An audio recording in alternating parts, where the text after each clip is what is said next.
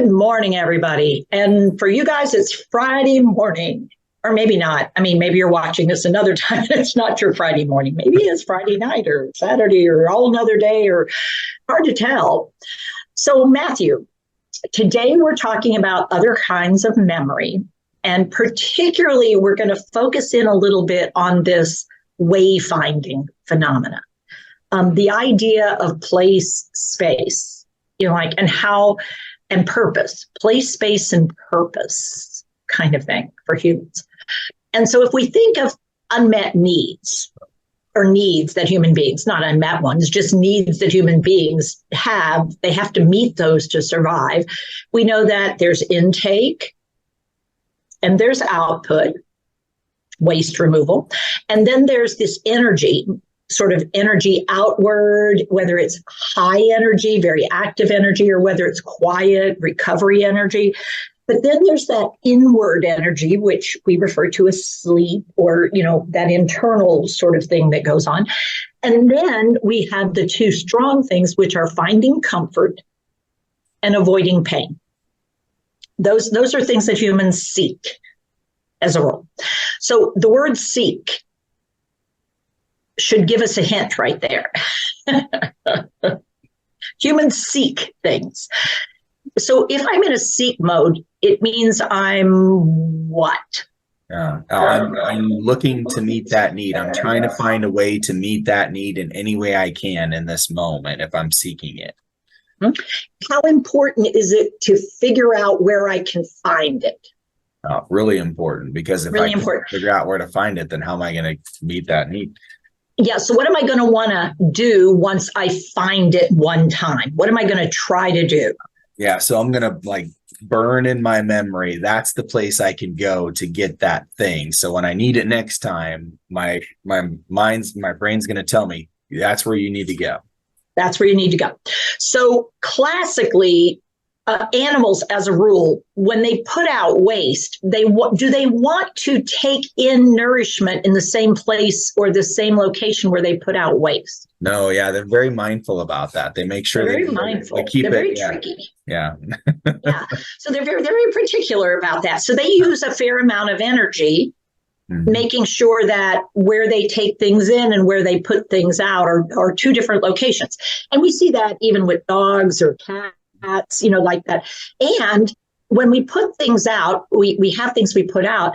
Do we always want people to know what we're doing? No, not typically. No. Yeah. Not typically. So there's a privacy to it. Right.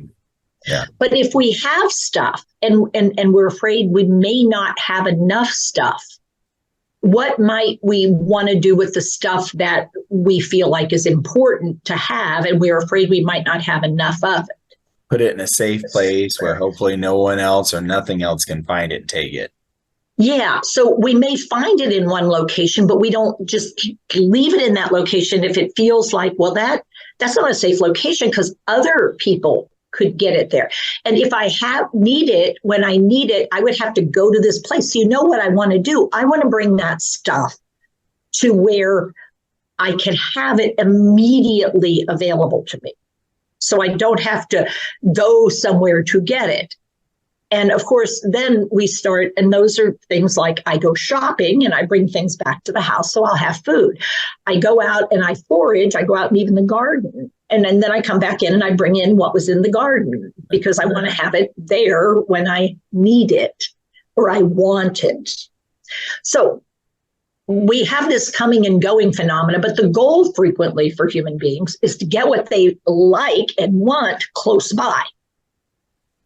And yet you have to go to get it because we don't innately necessarily have it right there. But we do want it near our nesting site. Yeah. But typically we have different spaces that we put those things in. Yeah. Right? Yeah. Because we don't put our food in our bedroom typically. I know there's there's flats or condos where everything's really close because so you just have different spaces in the same room, in that. So I'm in a room where over there near the dresser is a refrigerator and a microwave.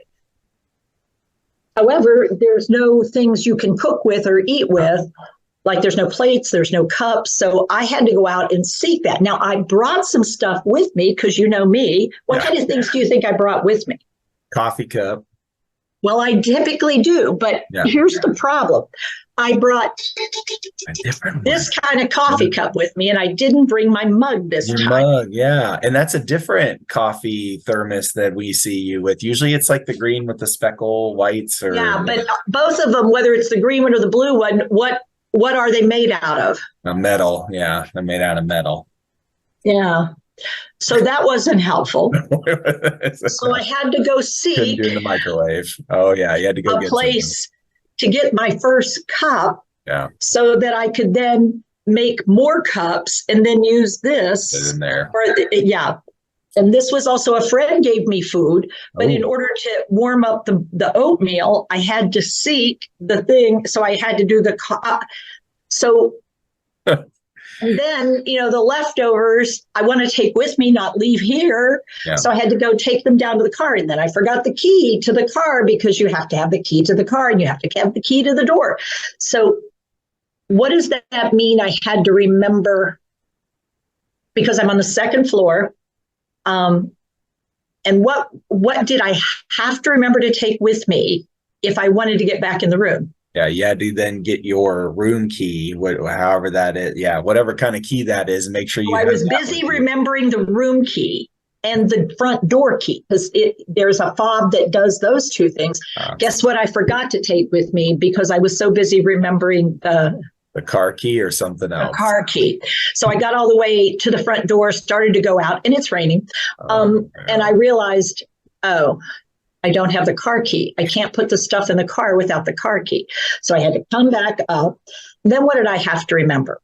Yeah. Okay. So once you came back up and you got in, then you I had to remember I was on the. Oh, what floor you were on? Yeah. On the second floor. Okay. Yeah. And what number the room number was. Yeah. You had to remember those things to be able to get back to the room. And I had to remember where I'd put the key for my room. Oh, yeah. The place where that key is. So that I could unlock the room, come in. And then I had to remember what it was I wanted to get to take with me because, that was why I forgot it the first time was that it wasn't in. So this place and space. And so what does that say about how tricky this is? Very tricky. Yeah. Because I can't imagine the number of different environments we navigate and all of the things in that environment that our brain kind of holds on to. Because I would imagine, Teepa, as you were going through all of that, you were also bringing up the mental picture of where the key was once you realized the car key. And then your brain was able to pull up, that's where I left the key. Darn it, I didn't go get the key and so then you had to imagine, okay, I got to go back through here, and then I got to go to the elevator or the stairs, and then I got to go down the hallway this way, and it looks like this, and then the room that looks like this with the number on there that look 4 and look for the number 204.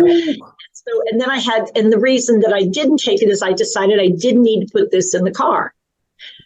But when I looked at it, that's what I saw. So the visual wasn't there to help remind you, the car keys, I need to take that with me.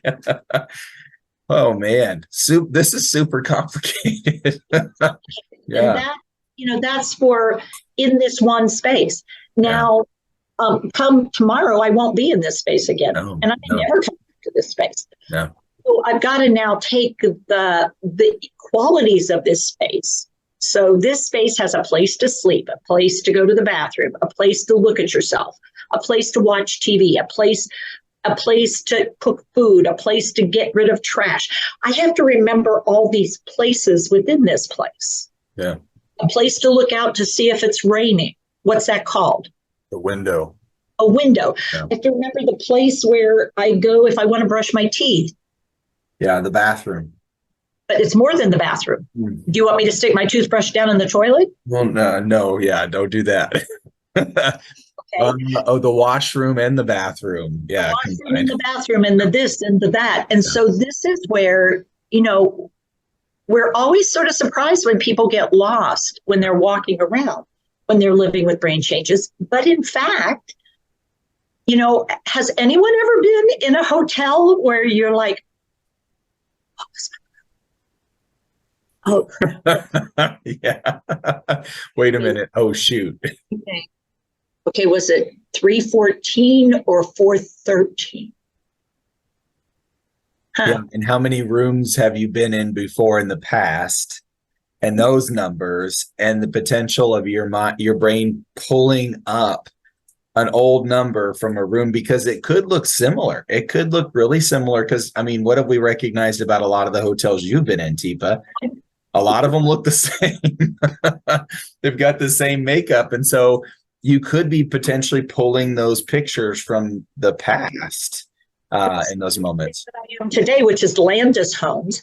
I mean, they have lots of construction around here, and because they want people to feel like part of a community, they look really similar. Oh, yeah. And so walking around and finding the right building and finding the right room in the right building and the right floor, because I will tell you here, the ground floor is the ground floor. And then above that is first floor. And then there is a second floor. Oh, okay. Okay. So, yeah. So you got to take that into account when you get in the You elevator. also So have you're to hitting like the right go, number. wait, even though you've gone up one set of steps, you're not on the second floor, you're only on the first floor. Yeah. And so this is where I think we underestimate the complexity of place and space memory. Because now suddenly, if I see a ground floor and a first floor, I may be scooped back into my time at Landis Homes, when now that's not where I'm at all. I'm in England. Yeah. Or I may be at my house looking for where's the second floor. And I've already climbed one set of steps, but I'm looking for the next set of steps. And everybody's like, what are you talking about? There isn't another floor. This is the second floor. No, this is the first floor. This is what happens. You go up a floor and you're just on the first floor. And in that moment, people feel like arguing with me rather than trying to help me figure out, how did you get where you are? Because clearly you think you are somewhere doing something. So it's like, oh, so you were thinking there's another floor. I'm not seeing the steps. Why don't we go back down and retrace? Now, Teepa, can you tell me, were you looking for somebody or something? What were what was it you were looking for? Because maybe what I need to figure out is why was I seeking? And going back to the 5 core basics. Yeah. What was going on for me? And that's a trick. I mean, the whole thing is tricky, but I think to not value how complex it is to devalue what people are still trying to do. And that's what these messages, one after another, have been about, is I don't remember nothing. Unfortunately, I remember something. And that's part of the trickiness, is I do remember things. I just don't remember them in the way that you remember them, and it doesn't help me find what I'm looking for sometimes. Hence listen, can you get me out of here? I need to get home, or I've got to get to work. I mean, what it says is I'm looking for that place, that space that will help me meet some need. And if we could get ourselves in that space, maybe we could be more healthy. So there you go, Matthew, the trickiness of place and space. Yeah. What do you think? Yeah, and I mean, it's such a great way for us to take that pause and gives us things to think about versus to go straight to the, they're totally forgetting, or no, you're not, you're home. This is your home. This is the right place. You're in the right spot. So not jumping to those conclusions or those assumptions, but giving us a way to now pause and truly be curious and start thinking, okay, so let's see, what do they say? Let me try a little bit of that reflect. Let me reflect some of that back and see if that helps me to figure out where they see they are or what that need could be in this moment. Or in the past, what kind of things might they be calling up? Right. What am I really hearing in their voice? Yeah. Good. All right, everybody, for those of you out there who are experiencing some place space issues, if you need some support, some help, let us know. We might be able to give you some. We might not, but we're sure willing to try. Till next time, take care with your care. Thanks, Teepa. Bye, everybody.